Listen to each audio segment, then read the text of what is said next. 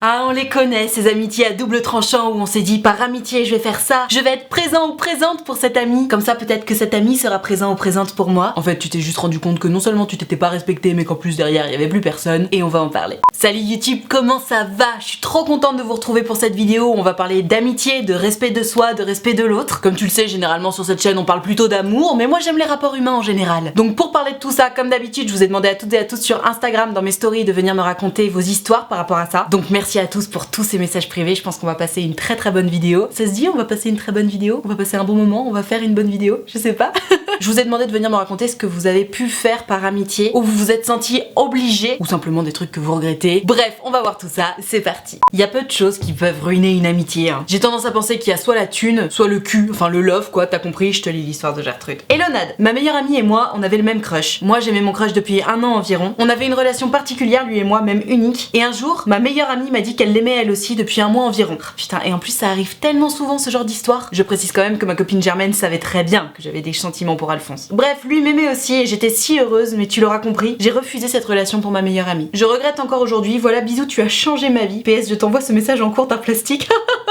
Hashtag fais pas ça. Ma Gertrude, merci pour cette histoire parce que c'est une histoire tellement commune en fait, malheureusement. No offense, hein, ça n'a pas du tout le but de te vexer, au contraire. Il y a énormément d'histoires comme ça où on va avoir une Gertrude qui est à fond sur un Alphonse et puis la meilleure amie de Gertrude, qui s'appelle Germaine, elle entend tellement souvent parler d'Alphonse qu'elle commence à se dire putain j'avoue Alphonse il est pas mal. Et malheureusement pour les deux amis, c'est quelque chose qui se contrôle pas et Germaine aussi elle commence à tomber amoureuse de lui. Ça c'est un vrai problème parce que les sentiments ça se contrôle pas. Que tu sois à fond sur lui depuis 1 an ou depuis 1 mois, il y a pas de légitimité qui prime. Elle est tombée amoureuse de lui, elle est tombée amoureuse de lui, point. Maintenant, ce que je trouve ultra dommage, c'est que tu te sois privé de cette relation. Parce que, soyons très clairs, hein, que ce soit toi qui aies eu une relation particulière avec Alphonse, ou alors, si ça avait été elle qui avait raflé la mise et que Alphonse l'avait choisi elle, dans tous les cas, je pense que quand on a une belle histoire d'amour à vivre, il faut pas s'en priver. Et même si, sur le moment, ça peut faire un peu mal à nos amis et même nos meilleurs amis de se rendre compte que putain, t'es sérieuse, je suis à fond sur cette personne depuis X temps, et toi, tu passes, tu rafles la mise. Mais qui que ce soit qui rafle la mise, en fait, que ce soit celui ou celle qui est à fond depuis 1 an, ou celui ou celle qui est à fond depuis 1 mois, si Alphonse y choisit l'une plutôt que l'autre, ça veut dire que c'était l'une qui lui plaisait le plus. Et à partir de là, pourquoi s'empêcher de vivre quelque chose? Ça veut dire au final que donc tu t'es sacrifié pour ton ami, qui en plus pour le coup s'est rajouté à la partie bien plus tard, donc bon, tu t'es empêché de vivre quelque chose que t'avais envie de vivre pour elle. Et elle, au lieu de jouer son rôle d'amie en te disant bah écoute oui ok j'ai des sentiments pour ce mec mais enfin t'empêches pas de vivre non plus, t'empêches pas de vivre pour moi, déjà t'étais à fond sur lui avant moi, bon on s'en fout mais quand même, et puis surtout il t'a choisi toi donc allez-y en fait. Cette nana là, au lieu de faire primer ton bonheur, elle a fait primer son égoïsme en se disant bon bah puisque je peux pas l'avoir, toi non plus tu l'auras pas. Donc si tu veux, ok c'est vrai, dans ce genre de situation là t'as le beau rôle, oh là là c'est trop mignon, tu t'es sacrifié pour ta meilleure amie, gna gna gna, mais attention à pas devenir trop bonne trop conne ma Gertrude. Tu vois, tu me dis que tu regrettes encore aujourd'hui, je comprends que tu regrettes. Bon après il y a un moment, on va pas non plus se flageller toute sa vie, tu vois, bon bah t'as fait ce choix là, tu le regrettes, t'as pris une leçon, tant mieux pour toi, on ne perd jamais, soit on gagne soit on apprend, n'est-ce pas? Toujours est-il que toi qui regardes cette vidéo, si d'aventure tu te retrouves un jour dans cette situation, ou si tu es dans cette situation actuellement, si jamais tu te retrouves dans un triangle amoureux comme ça, que ton crush t'ait choisi toi ou le meilleur copain ou la meilleure copine, dans tous les cas il faut respecter le fait que si le crush a choisi l'un ou l'autre ou l'une ou l'autre, bah il changera pas forcément d'avis, c'est comme ça, c'est le destin, on peut pas plaire à tout le monde. Et puis surtout si tu veux le bien de ton meilleur ami ou de ta meilleure amie, bah laisse-le ou laisse-la sortir avec la personne qui lui plaît en fait, parce qu'il y a que ton bonheur qui compte. Et encore une fois, quelqu'un qui ne veut pas ton bonheur, c'est pas ton ami. On enchaîne avec Gertrude qui est tombée de haut par rapport à son amie qu'elle pensait fidèle. Ça va exactement avec ce dont je parlais dans l'intro de cette vidéo, je te lis l'histoire. Hello Nat, j'espère que tout va bien pour toi. Ça va très bien, merci. Mais si tu suis mes stories Instagram, tu sais que je suis entourée de punaises et que je déteste ça. Oh! Ce coup-ci, je viens te raconter mon histoire d'amitié et les leçons que j'ai pu en tirer. J'ai été très longtemps amie, voire meilleure amie d'ailleurs avec une fille qu'on peut qualifier de populaire. Elle est très jolie, aimée par tous les garçons, etc. Bref, la fille typique Instagram. Et je savais même pas que cette expression existait, mais je vois parfaitement ce que tu veux dire. Je suis donc toujours restée dans son ombre à ne pas la contrarier. Elle n'aimait pas le fait que je sois en couple, que je sois pas disponible quand elle le voulait. Ouais, bref, t'étais son toutou quoi. Et je l'ai toujours défendue devant n'importe qui jusqu'au jour où la situation s'était inversée. Ce jour-là, j'avais besoin d'elle et d'être défendue, mais au contraire, elle m'a enfoncée à la bitch. Pas la peine d'entrer dans les détails, mais depuis ce jour, j'ai eu un déclic et j'ai continué d'évoluer de mon côté sans elle. Bravo, bravo parce que c'est pas facile, mais t'as tellement raison. On a quand même fini par se retrouver quelques temps après, mais bon, on s'est encore reclashé par la suite. Tout ça pour dire que peu importe avec qui vous êtes, faites-vous confiance, n'essayez pas de correspondre à quelqu'un. Ne vous sentez pas inférieur, moins belle ou moins beau. Souvenez-vous que tout ça n'est que subjectif. Ne pensez pas qu'en étant avec un tel, on va être plus apprécié, c'est d'ailleurs souvent le contraire. On a tendance à être simplement vu comme celle celle qui suit madame. Enfin bref, pour finir, je pense qu'il est important de toujours rester sur ses gardes. Alors pour le coup, je suis pas forcément d'accord, on va y revenir. Aussi bien en amitié qu'en amour. Merci pour tous les conseils que tu nous donnes, Nat, tes vidéos sont vraiment géniales, hashtag fais pas ça. Alors ma Gertrude, sur tout le début de ton message, je suis complètement d'accord avec toi. Je pars du principe que pour le coup, que ce soit en amour ou en amitié ou avec n'importe qui ou avec n'importe quelle personne que tu aimes d'ailleurs, la fidélité, la loyauté, c'est hyper important. Défendre les gens qu'on aime, même si on n'est pas forcément d'accord avec eux, mais toujours essayer de montrer une certaine unité, c'est-à-dire que c'est ta meilleure amie, peut-être qu'elle a fait une erreur, mais dans tous les cas, t'es dans son camp, t'es de son côté, et jamais de la vie tu l'enfonces en fait, parce que c'est ta meilleure amie. Et ce genre de comportement, ça fonctionne évidemment si ça va dans les deux sens. Parce que si toi t'es là, t'es ultra loyal, t'es ultra fidèle, tu défends ton ami contre vents et marées, et le jour où c'est toi qui as besoin d'aide, y a plus personne, mon dieu mais quel enfer, quelle horreur, quelle trahison en fait. Et c'est exactement la même chose d'ailleurs quand tu vas écouter l'autre. Tu sais, il y a des gens qui ont particulièrement besoin de raconter leurs histoires, etc. Et pas de problème. En tant qu'ami, t'es là, t'écoutes, tu t'intéresses, tu donnes des conseils, tu t'investis dans l'histoire de l'autre, tu vois. Et normal, c'est ton ami. Mais pareil, ce genre de lien, ça va très bien si ça fonctionne dans les deux sens. C'est-à-dire que ok, t'as tendance à avoir besoin de beaucoup plus te confier que moi, pas de problème. En revanche, j'ose espérer que le jour où moi j'aurai besoin de me confier, tu seras là et tu m'écouteras. Même si on n'est pas forcément à 50-50 dans tout, il doit y avoir un équilibre. Et dans tous les rapports humains en général d'ailleurs, hein. Chacun doit y trouver son compte. Et toi, Gertrude, dans l'histoire que tu racontes, t'as toujours été ultra loyale, ultra fidèle à ton ami. En plus, elle te foutait la pression sur le fait que tu sois pas assez disponible parce qu'il y a des moments où t'étais en couple ou je sais pas quoi. Bref, déjà la copine, un peu relou, tu vois, elle t'a vraiment pris pour son toutou plutôt que pour un être humain qui voulait bien lui offrir son amitié. Bref, tu as eu raison d'arrêter cette amitié le jour où tu t'es rendu compte qu'en fait, il y avait pas d'équilibre. Être présente pour quelqu'un, la défendre, être fidèle, être loyale, sans avoir aucune loyauté en retour, c'est pour le coup se transformer en toutou, c'est pour le coup arrêter de se respecter soi-même. Donc t'as vraiment bien fait d'arrêter cette amitié parce que pour le coup ça n'en était pas une. Toi tu donnais tout et elle ne donnait rien. Quel intérêt? Et d'ailleurs ça m'étonne pas du tout qu'un petit peu plus tard vous vous soyez retrouvés parce que elle a pas dû réussir à trouver une amie aussi sympa que toi qui se laissait un petit peu marcher dessus alors que elle se comportait comme une connasse. Du coup elle a dû se dire ah bah non mais elle me manque, etc. Et toi pareil, c'était ton amie donc elle a dû te manquer, vous avez réessayé et puis tu t'es rendu compte hein, comme dans un couple qui va se remettre ensemble après une rupture que bah non en fait si on n'est plus amis c'est parce qu'il y avait une raison. Donc ma Gertrude, bravo, merci de souligner le fait que dans une amitié il faut un équilibre et même si c'est évidemment pas 50-50 sur tous les plans, il faut que chacun, chacune y trouve son compte. Et d'ailleurs une phrase très très vraie que j'ai lue sur Instagram je crois, qui je pense peut prêter à réflexion, si tu acceptes de le faire pour les autres, accepte qu'on le fasse pour toi. Et je trouve ça vraiment très très vrai parce que tu sais il y a des gens qui vont avoir tendance à vraiment être là pour les autres, à les défendre, à être loyaux, à être fidèles, à être à l'écoute, etc. Et puis le jour où c'est à leur tour d'être enfin écouté, d'être enfin défendu, ils disent non non mais t'inquiète pas, moi j'ai pas besoin, etc. Rappelle-toi de cette phrase. Si tu es prêt ou prête à le faire pour les autres, pour tes amis notamment, sois prêt ou prête à accepter qu'on le fasse pour toi. Et ça c'est vraiment très important parce que parfois, je sais pas, on a cette espèce de syndrome de l'imposteur où on se dit non mais c'est bon, j'ai pas besoin, je vais pas les déranger, je vais pas être relou comme ça. Si en fait. Et d'ailleurs c'est pas être relou, c'est normal d'avoir de temps en temps besoin d'être écouté, d'être épaulé, d'être défendu. Et c'est à ça que ça sert les amis, c'est à ça que ça sert les proches. Donc il faut l'accepter aussi. Il faut accepter de recevoir en retour ce que les autres ont à nous donner. En revanche, il faut refuser qu'on nous manque de respect. Et dans un sens comme dans l'autre, c'est pas toujours évident. Ah et pardon, j'ai oublié la fin de cette histoire où je disais justement que j'étais pas tout à fait d'accord quand tu dis qu'il faut rester sur ses gardes. En fait pour moi, à partir d'un certain temps d'amitié ou d'amour, tu connais les gens. Tu sais très bien sur quel point ils vont pouvoir t'aider, être présents pour toi et tu sais très bien sur quel point ils vont pas vraiment pouvoir t'aider et malgré ça, bah c'est pas grave, tu leur pardonnes parce qu'ils sont que des êtres humains et ils sont par définition imparfaits. À mon sens, t'as pas vraiment besoin d'être sur tes gardes parce qu'en fait, ce genre de déception là où tu te rends compte par exemple que ta meilleure amie va pas te défendre ou alors ta meilleure amie va juste pas t'écouter alors que toi tu passes ton temps à l'écouter, j'ai pas le sentiment qu'il faille vraiment rester sur ses gardes pour s'en rendre compte, tu vois. Ça va commencer par un moment où tu vas te dire putain, elle est sérieuse là, je lui dis que j'ai un truc hyper important ou hyper grave à lui raconter, elle me parle d'autre chose. Ok. Et bien entendu, ça peut arriver. Peut-être que la personne en face a juste pas capté que c'était ultra important pour toi, même si ça sonne obvious mais c'est pas grave. Ou peut-être que la personne en face a plein de choses dans la tête et ça peut arriver, pas de problème. En revanche, la première fois que ça arrive, en principe c'est censé t'interloquer un petit peu, d'où la non-nécessité d'être sur ses gardes, comme tu dis ma Gertrude. Et puis si jamais ça arrive une deuxième, une troisième, une quatrième, une cinquième fois, bon là tu peux commencer à te dire que oh waouh, on n'est pas du tout équilibré là. J'ai un besoin essentiel dans cette amitié qui est moi aussi j'ai besoin d'être écoutée de temps en temps. Là tu m'accordes pas ce temps là, tu m'accordes pas cette attention là dont j'ai absolument besoin. Donc ça veut dire que je m'y retrouve plus dans notre amitié. Donc peut-être qu'il faut prendre des mesures. Parce qu'après t'es pas non plus obligé de rester super ami avec les gens. Tu peux juste te dire ok bon bah j'ai compris, on peut pas avoir cette intimité là. En revanche je vais te garder quand même dans mon cercle. Tu seras juste plus dans mon cercle rapproché. Tu vois la différence. Tout ça pour dire que je pars du principe qu'à partir du moment où on commence à connaître bien les gens, t'as pas forcément besoin de rester sur tes gardes. En revanche si c'est une nouvelle amitié, une nouvelle relation amoureuse, là oui bien entendu, tu peux te permettre pendant un certain nombre de mois d'observer un petit peu le comportement de l'autre, etc.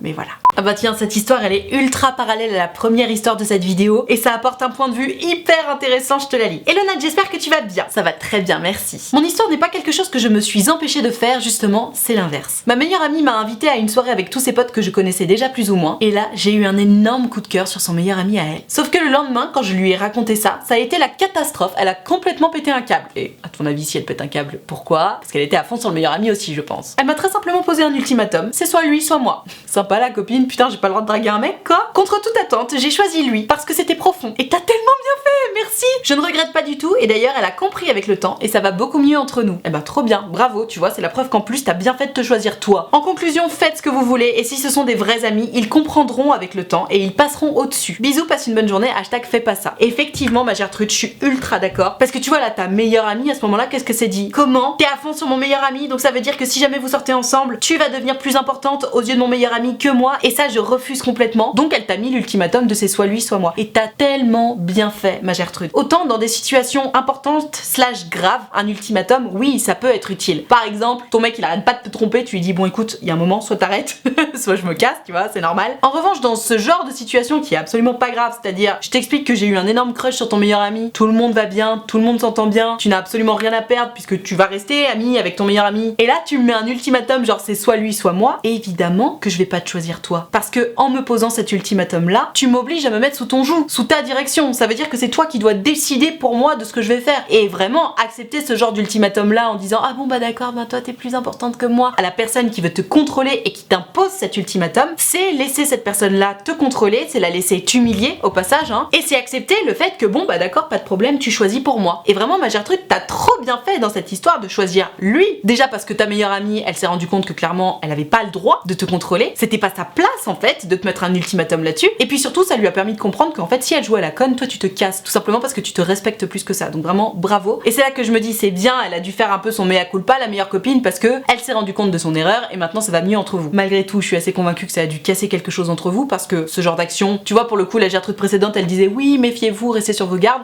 reste sur tes gardes parce que ça c'est ce qu'on appelle un panneau de signalisation par exemple. Donc bravo ma Gertrude, bravo d'avoir choisi ton cœur, bravo de t'être fait passer avant, bravo de ne pas avoir laissé ta meilleure amie décider pour toi parce que ce n'est évidemment pas son rôle. Donc bravo pour ton courage, t'as bien fait et on passe à l'histoire suivante. On enchaîne avec une Gertrude de caractère et ça lui a cassé les ovaires que sa copine ramène toujours son mec quand elle se voyait que toutes les deux. Alors c'est un sujet à prendre avec des pincettes mais quelque part je peux comprendre, je te lis l'histoire. Hello Nat, c'est Gertrude. Yo Gertrude. Petit témoignage sur une amitié de lycée. Pendant des années, j'ai accepté que l'une de mes plus proches amies ne cesse de ramener son mec pendant nos moments à nous entre femmes. Du style shopping, aller boire un café, des petites soirées entre meufs. En gros, on prévoyait de se voir et puis une heure ou deux après, elle me demandait si ça ne me dérangeait pas que son mec nous rejoigne. Et bien évidemment si, ça me dérangeait mais je me voyais pas dire non. Au bout d'un moment, elle ne me demandait même plus, elle se contentait juste de m'annoncer que Alphonse nous rejoignait à telle heure. Et puis j'en ai eu marre de faire la chandelle. Après un gros clash parce qu'elle me trouvait ultra égoïste à ce propos, j'ai cessé de lui parler. Oui, parce qu'entre temps, j'ai décidé de développer un petit peu d'amour propre et tant pis si elle ne m'a pas compris ce jour-là. Hashtag fais pas ça. Alors ma Gertrude, je te trouve très virulente dans ton histoire. Et en même temps, je peux comprendre, il y a un moment, bon, t'es amie avec elle, pas avec son mec. Évidemment, de temps en temps, elle peut ramener son mec. Évidemment, d'ailleurs, c'est important de bien s'entendre avec le mec de sa meilleure amie, de développer des liens, etc., d'être capable d'être tous ensemble. Sauf que, encore une fois, elle, c'est ta meilleure amie. L'intimité que tu as avec elle, fatalement, tu l'as pas avec son mec. Et donc, je peux tout à fait comprendre qu'au bout d'un moment, ça t'a un peu gonflé, qu'il fallait toujours qu'il vous rejoigne. Parce que, admettons, vous faites votre petit shopping pendant 2 heures et après, vous allez vous poser, boire un café et enfin vous raconter vos histoires. Bah, si le mec, il arrive pile au moment où vous commencez à vous raconter vos histoires, effectivement, tu vas pas lui raconter les choses intimes. Tu vas pas forcément t'ouvrir comme si lui n'était pas là. Parce que t'as juste pas envie d'avoir cette intimité-là avec lui. Parce que c'est le mec de ta meilleure amie et que t'es intime avec ta meilleure amie, pas avec son mec. Là où je te trouve peut-être un tout petit peu virulente, c'est peut-être la façon dont tu le lui as dit. Et en même temps, je peux comprendre. Si t'as encaissé, t'as dû finir par le sortir comme une décharge nucléaire et elle a pas dû comprendre. Elle a dû se dire attends, je comprends pas là. Ça fait des mois que je te demande si ça te dérange pas. Tu me dis non, ça te dérange pas et là tu pètes un câble. Donc quelque part, ma Gertrude, dans cette histoire, tu as effectivement bien fait de développer un petit peu d'amour propre, mais au-delà de ça, c'est peut-être ta communication qu'il aurait fallu développer. Moi, je me mets à la place de ton ami, par exemple. Si je te demande si ça te dérange que mon mec vienne nous rejoindre ou pas, comme tu es mon ami, j'attends de toi que tu me répondes sincèrement. C'est-à-dire que évidemment que t'as le droit de dire oui, ça m'emmerde parce que j'avais un peu envie de passer beaucoup de temps avec toi. C'est sûr que elle avait tendance à beaucoup trop ramener son mec puisque c'était systématique, et toi, t'avais tendance à beaucoup trop fermer ta gueule. Mais comme je le dis depuis le début de cette vidéo, une amitié c'est basé sur un équilibre. Tu vois, t'aurais par exemple pu commencer par lui dire, tu sais, j'adore ton mec, mais de temps en temps, j'aimerais bien qu'on passe vraiment des longs moments ensemble. Ce à quoi elle t'aurait peut-être répondu que pour elle, en ce moment, c'est anxiogène de pas voir son mec, qu'elle a absolument besoin qu'il soit là, etc. Et peut-être que t'aurais mieux compris d'ailleurs cette démarche. démarche. Peut-être que elle, ça lui aurait aussi permis de son côté de se remettre en question là-dessus, de se rendre compte des raisons pour lesquelles c'était pas forcément très agréable pour toi qu'il soit tout le temps là. Notamment si tu me dis que tu tenais la chandelle, non mais merci quoi. Parce qu'il y a une vraie différence entre mon mec nous rejoint et du coup on a une conversation à 3 et mon mec nous rejoint et du coup tu tiens la chandelle. Enfin bref, de toute façon je suis pas là pour arbitrer cette histoire. Dans tous les cas, souviens-toi que avant que ça pète comme ça avec ton ami, on a le droit d'essayer d'avoir une conversation, d'essayer de l'avoir posément. On a le droit de dire ce qu'on ressent et de dire ce qu'on pense quand on est avec des amis. Si tu te sens obligé d'être quelqu'un d'autre ou si tu te sens obligé de jouer à avoir telle valeur ou telle pensée ou jouer la comédie en fait tout simplement parce que tu sens que si tu dis ce que tu penses ça va péter, c'est qu'il y a un problème. Et que ce soit en amitié ou en amour pour le coup, tu as le droit d'être qui tu es, tu as le droit de dire ce que tu penses et ce que tu ressens. Si tu sens que en faisant ça il va y avoir un problème, c'est que t'es pas en face de la bonne personne et pour le coup c'est ce qu'on appelle un panneau de signalisation à ne pas manquer. À réfléchir et pour les prochaines histoires j'espère que tu rentreras dans la communication un petit peu plus tôt et peut-être que ça fera des moins gros clashs in fine. Aïe aïe aïe, encore un exemple de trop bonne, trop conne et cette fois-ci ça va vraiment loin dans cette histoire, je te la dis. Hello Nad, je ne sais pas si tu verras mon message mais en tout cas j'aime beaucoup ce que tu fais. Merci. Par amitié je me suis sentie obligée d'accepter le copain de ma colocataire qui était aussi une amie proche avant tout. La colocataire hein, est une amie proche, pas son copain. Donc j'ai accepté qu'il vienne squatter pendant un mois à la coloc. Son copain ne fait pas grand chose de sa vie à part geeker H24, surtout la nuit, et ils m'ont fait vivre l'enfer. J'étais réveillée régulièrement vers 3h du matin parce que leurs chats se bagarraient entre eux. Putain, sérieux. Son copain bouffait toute la connexion internet pour ses jeux vidéo et du coup j'avais même plus assez de connexion pour suivre mes cours en visio. Résultat, j'ai commencé à décrocher et quand je leur ai demandé s'ils pouvaient libérer un peu le réseau histoire que je puisse quand même suivre mes cours, ils m'ont répondu t'as qu'à te mettre en 4G. Ah bah oui c'est vrai, excusez-moi, pardon, je vais rentrer chez moi. Ah mais non c'est vrai, c'est chez moi bande de nazes. Et du coup je me suis rendu compte que cette fille que je considérais comme mon amie c'était en fait quelqu'un d'un peu toxique pour moi. Elle profitait de ma naïveté, elle me jalousait même. J'ai appris qu'elle avait envoyé des messages ambigus à mon copain et ça a été le déclic pour moi. Aujourd'hui j'ai pris mes distances avec elle mais elle continue d'essayer de me nuire. Hashtag fais pas ça. Waouh, tu parles d'une amie, mon dieu. De plus en plus je repense à cette Gertrude de tout à l'heure qui a dit ouais restez sur vos gardes et tout et je commence à me dire ah peut-être qu'effectivement en fonction de ta personnalité, si t'as tendance à être naïve ou trop gentille ou quoi que ce soit, effectivement peut-être qu'il faut un peu rester sur ses gardes. Mais là ma Gertrude clairement effectivement tu t'es retrouvée dans une situation où t'as été littéralement piégée. C'est-à-dire que t'es en coloc donc t'es quand même chez toi à 50% comme ta coloc et qu'elle ramène son mec ou pas, bah, en soi pas de problème, mais vous êtes coloc et par définition vous partagez tout. Et aussi la connexion internet dont tu as besoin pour suivre tes cours quand même. Et entre l'idée de suivre tes cours et l'idée que son mec puisse jouer tranquillement à ses putains de jeux vidéo, y a juste pas photo. Enfin évidemment que tes cours c'est plus important. Et cette réponse tellement nonchalante de bah ça va t'as qu'à te mettre en 4G mais et lui il peut pas se mettre en 4G pour ses jeux à la con. Ah oui non vraiment je suis choquée. Et tu vois c'est là que ça me tue pour toi, c'est que tu m'expliques qu'au final ce qui t'a mis le déclic dans cette histoire c'est même pas cette réponse là, c'est même pas cet égoïsme parallèle au fait que tu pouvais pas dormir à cause de leur chat et qu'ils bouffaient toute la connexion internet et que du coup t'as décroché de tes cours. Non, ce qui t'a mis le déclic c'est qu'elle soit allée draguer ton mec, enfin qu'elle lui a envoyé des messages ambigus, ce qui est plus ou moins la même chose. Donc c'est quand même la preuve que tes limites sont très très loin ma Gertrude. Et je pense que tu peux te permettre de les mettre un peu plus proches, c'est-à-dire que dès qu'il y a quelque chose qui t'emmerde, dès qu'il y a quelque chose qui va pas, il faut que tu te sentes légitime à le dire. Par exemple cette histoire de connexion internet, évidemment que t'aurais pu péter un câble tu vois. Ah bah ça y est, le soleil arrive, super, oui, nous sommes surexposés. Donc ouais là-dedans tu vois ma Gertrude, la bonne leçon à retenir c'est que s'il y a quelque chose qui ne te plaît pas, tu peux le dire, tu as le droit de le dire. Et d'ailleurs c'est ce que t'as fait pour la connexion, t'as dit à son copain bon gros t'es gentil mais est-ce que je peux travailler mes cours, et ils t'ont répondu en cœur t'as qu'à utiliser la 4G, ce à quoi tu avais le droit de répondre allô je suis chez moi, je vous emmerde, tes jeux vidéo c'est stop, j'ai besoin de travailler. Tu ne l'as sans doute pas dit parce que tu as senti que ça aurait pu causer une 3e guerre mondiale, n'est-ce pas? Mais ça pour le coup c'est un panneau de signalisation très important. C'est ce que je disais dans l'histoire juste avant. Si tu sens que le fait de t'exprimer sur tes besoins essentiels, on va rajouter de la lumière, ça a vocation à créer une guerre mondiale, c'est que t'es pas entouré de gens qui t'aiment. Et c'est que t'es juste pas entouré de gens qui veulent ton bien. Parce que suivre tes cours, les jeux vidéo de son mec quoi. Juste la base de la base de la base. D'autant plus que t'es chez toi. C'est pas comme si t'allais squatter chez eux, tu vois, t'étais chez toi. Toi qui regardes cette vidéo, retiens bien. Allez, le soleil nous ennuie encore. Tu as le droit de dire ce dont tu as besoin, tu as le droit de dire ce que tu ressens, tu as le droit d'être toi-même. Et si c'est sujet à problème, c'est que tu n'es pas entouré des bonnes personnes, auquel cas il faut prendre des mesures strictes. Parce que ton entourage, ça finit aussi par définir qui tu es. Si tu es entouré de connards, soit tu deviendras une connasse toi aussi, soit tu vas te faire piétiner la gueule. Dans tous les cas, c'est pas glorieux. Donc ça gère.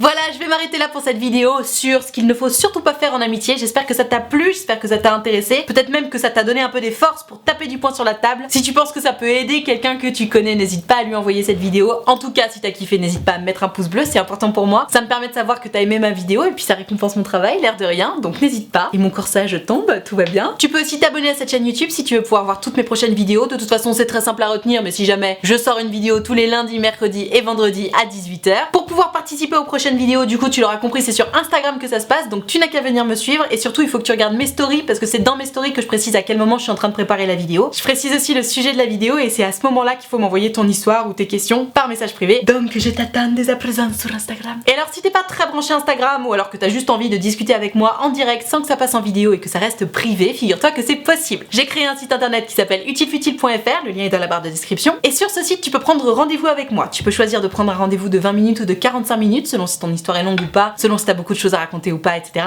Et tu peux choisir de me raconter tout ça soit à l'écrit, soit au téléphone, soit en visio, selon ce qui te met le plus à l'aise parce que c'est quand même vraiment important de se sentir à l'aise quand on parle de soi. Dans tous les cas, si t'as envie de prendre rendez-vous mais que t'oses pas, que t'as peur ou quoi que ce soit, surtout tu n'hésites pas. Tu ne me déranges pas, déjà c'est très important et surtout c'est toujours un plaisir pour moi de vous avoir en rendez-vous. Donc utilefutile.fr, le lien est dans la barre de description et je te dis à très vite. Je te rappelle également que l'option de souscription payante à ma chaîne YouTube est activée, ce sont les abonnés de Diamant, ils sont là pour me soutenir, c'est la raison pour laquelle il y a une cotisation de 5 € par mois, ou plus d'ailleurs si tu veux et que tu peux, n'hésite pas. Et moi pour les remercier de tout ce soutien, je leur ai créé un groupe Facebook dans lequel on discute tous ensemble, je leur fais régulièrement des lives Facebook exclusifs rien que pour eux, et tu l'auras compris, tout le monde est très gentil, très accueillant, très bienveillant, donc pareil, si t'as envie de venir les rejoindre mais que t'oses pas, que t'as peur ou quoi que ce soit, n'hésite pas, tu seras forcément bien accueilli puisque c'est la règle d'or des abonnés de Diamant. Tout ceci étant dit, merci infiniment d'avoir suivi cette vidéo en entier, et moi en attendant la prochaine vidéo, je te fais des très gros bisous. Ciao.